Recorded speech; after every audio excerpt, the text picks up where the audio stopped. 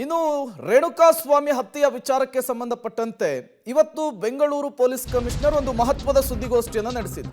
Darshan and gang ನಿಂದ ಹತ್ಯೆ ಪ್ರಕರಣ ಬೆಂಗಳೂರು ಪೊಲೀಸ್ ಆಯುಕ್ತ ದಯಾನಂದ್ ಸುದ್ದಿಗೋಷ್ಠಿಯನ್ನು ನಡೆಸಿದ್ದಾರೆ. ಪ್ರಕರಣದಲ್ಲಿ 17 ಆರೋಪಿಗಳ ಬಂಧನವಾಗಿದೆ ಅನ್ನುವಂತಹ ವಿಚಾರವನ್ನು ಅವರು ತಿಳಿಸಿದ್ದಾರೆ. ಆರೋಪಿಗಳ ವಿಚಾರಣೆ ನಡೀತಾ ಇದೆ, ಪ್ರಗತಿಯಲ್ಲಿದೆ. ಇದೊಂದು ಹೇಯ ಕೃತ್ಯ ಅಂಥೇಳಿ ಬೆಂಗಳೂರು ಪೊಲೀಸ್ ಕಮಿಷನರ್ ಹೇಳಿರುವಂಥದ್ದು.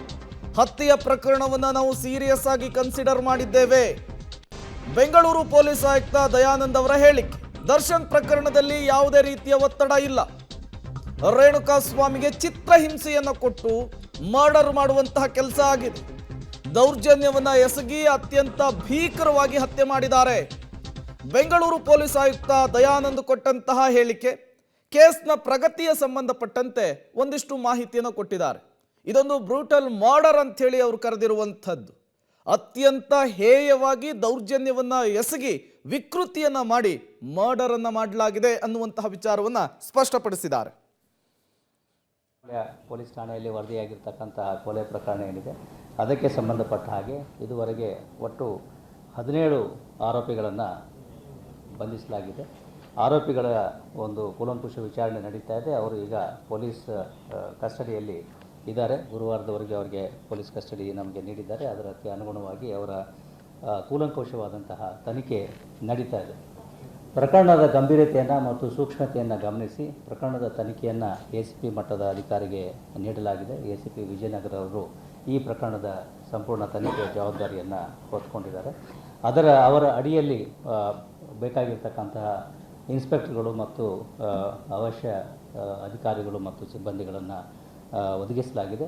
ತನಿಖೆ ಬೇರೆ ಬೇರೆ ಆಯಾಮಗಳಿಂದ ನಡೀತಾ ಇದ್ದು ಪ್ರತಿಯೊಂದು ವಿಷಯಕ್ಕೂ ಒಬ್ಬೊಬ್ಬ ಇನ್ಸ್ಪೆಕ್ಟರ್ಗಳನ್ನು ಡೆಪ್ಯೂಟ್ ಮಾಡಲಾಗಿದೆ. ಚಿತ್ರದುರ್ಗದಲ್ಲಿ ಒಂದು ಇನ್ವೆಸ್ಟಿಗೇಷನ್, ಬೆಂಗಳೂರಿನಲ್ಲಿ ಮತ್ತು ಬೇರೆ ಬೇರೆ ಕಡೆಗಳಲ್ಲಿ ಈ ತನಿಖೆ ನಡೀತಾ ಇರೋದರಿಂದ ಅದಕ್ಕೆ ಪೂರಕವಾಗಿ ಈ ತನಿಖಾ ತಂಡವನ್ನು ನೇಮಿಸಲಾಗಿದೆ.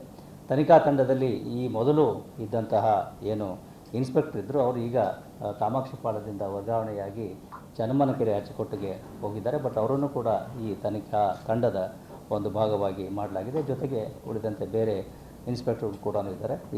ಇದರ ಸಂಪೂರ್ಣ ಮೇಲುಸ್ತುವಾರಿಯನ್ನು ನಮ್ಮ DCP ವೆಸ್ಟ್ ಆಗಿರ್ತಕ್ಕಂತಹ ಗಿರೀಶ್ ಅವರು ಮಾಡ್ತಾ ಇದ್ದಾರೆ. ಒಟ್ಟಾರೆಯಾಗಿ ಹೇಳೋದಾದರೆ ತನಿಖೆ ಎಲ್ಲ ರೀತಿಯಿಂದಲೂ ಕೂಡ ಒಂದು ಸಮರ್ಪಕವಾದ ರೀತಿಯಲ್ಲಿ ಮತ್ತು ವಿಧಿವಿಜ್ಞಾನದ ಒಂದು ಸಹಾಯ, ಜೊತೆಗೆ ತಾಂತ್ರಿಕ ಪರಿಣಿತರ ಸಹಾಯ, ಕಾನೂನು ಪರಿಣಿತರ ಸಹಾಯವನ್ನು ಪಡೆದುಕೊಂಡು ಎಲ್ಲ ಆಯಾಮಗಳಿಂದ ತನಿಖೆ. ಇಂಥ ಹೈ ಪ್ರೊಫೈಲ್ ಕೇಸ್ನಲ್ಲಿ ಇನ್ವೆಸ್ಟಿಗೇಷನ್ ಎಲ್ಲಿಗೆ ಬಂದಿದೆ, ಇನ್ವೆಸ್ಟಿಗೇಷನ್ ಅಲ್ಲಾದಂತಹ ಡೆವಲಪ್ಮೆಂಟ್ಸ್ಗಳನ್ನು ಆಗಾಗ ಪ್ರೆಸ್ ಮೀಟ್ ಮಾಡಿ ಮಾಹಿತಿ ಕೊಡುವಂತಹ ಕೆಲಸ ಆಗುತ್ತೆ. ಕಾರಣ ಇಡೀ ದೇಶದ ಗಮನ ಸೆಳೆದಿರುವಂತಹ ಮರ್ಡರ್ ಕೇಸ್ ಇದು. ಎಲ್ಲರೂ ಕೂಡ ತದೇಕ ಚಿತ್ತದಿಂದ ನೋಡ್ತಾ ಇದ್ದಾರೆ ಏನೇನು ಆಗ್ತಾ ಇದೆ ಪ್ರಕರಣದಲ್ಲಿ ಅಂಥೇಳಿ. ಹಾಗಾಗಿ ಬೆಂಗಳೂರು ಪೊಲೀಸ್ ಕಮಿಷನರ್ ಅವರು ಒಂದು ಪ್ರೆಸ್ ಮೀಟ್ ಮೂಲಕ ಈ ಇನ್ವೆಸ್ಟಿಗೇಷನ್ನಲ್ಲಿ ಆಗ್ತಾ ಇರುವಂತಹ ಡೆವಲಪ್ಮೆಂಟ್ಸ್ಗಳು, ಅಲ್ಲಾಗ್ತಾ ಇರುವಂತಹ ಪ್ರಗತಿಯ ಬಗ್ಗೆ ಮಾಹಿತಿಯನ್ನು ಕೊಟ್ಟಿದ್ದಾರೆ. ಅಲ್ಲಿಗೆ ಒಂದಂತೂ ಸ್ಪಷ್ಟವಾಗ್ತಾ ಇದೆ, ಮತ್ತಷ್ಟು ಜನ ಆರೋಪಿಗಳನ್ನು ಅಥವಾ ಮತ್ತಷ್ಟು ಜನರನ್ನು ಇದೇ ವಿಚಾರಕ್ಕೆ ಸಂಬಂಧಪಟ್ಟಂತೆ ವಿಚಾರಣೆಯನ್ನು ನಡೆಸಲಿಕ್ಕೆ ನಾವು ಸಿದ್ಧರಿದ್ದೇವೆ ಅನ್ನುವಂತಹ ಸೂಚನೆಯನ್ನು ಕೂಡ ಇವತ್ತಿನ ಪ್ರೆಸ್ ಮೀಟ್ ಮೂಲಕ ಬೆಂಗಳೂರು ಪೊಲೀಸ್ ಕಮಿಷನರ್ ರವಾನಿಸಿದಂತೆ ಕಾಣಿಸ್ತಾ ಇದೆ. ಇಲ್ಲಿಯವರೆಗೂ ಈ ಪ್ರಕರಣದಲ್ಲಿ 17 ಆರೋಪಿಗಳ ಬಂಧನ ಆಗಿದೆ. 30ಕ್ಕೂ ಹೆಚ್ಚು ಜನರನ್ನು ವಿಚಾರಣೆ ನಡೆಸಿದ್ದೇವೆ. ಹಲವು ಸಾಕ್ಷಿಗಳನ್ನು ಸಂಗ್ರಹಿಸುವಂತಹ ಕೆಲಸ ಆಗಿದೆ. ಎಲ್ಲೆಲ್ಲಿ ಸ್ಥಳ ಮಹಜರು ಮಾಡಿದ್ದಾರೆ ಎಲ್ಲದರ ಬಗ್ಗೆಯೂ ಕೂಡ ಪಿನ್ ಟು ಪಿನ್ ಮಾಹಿತಿಯನ್ನು ಕೊಟ್ಟಿದ್ದಾರೆ.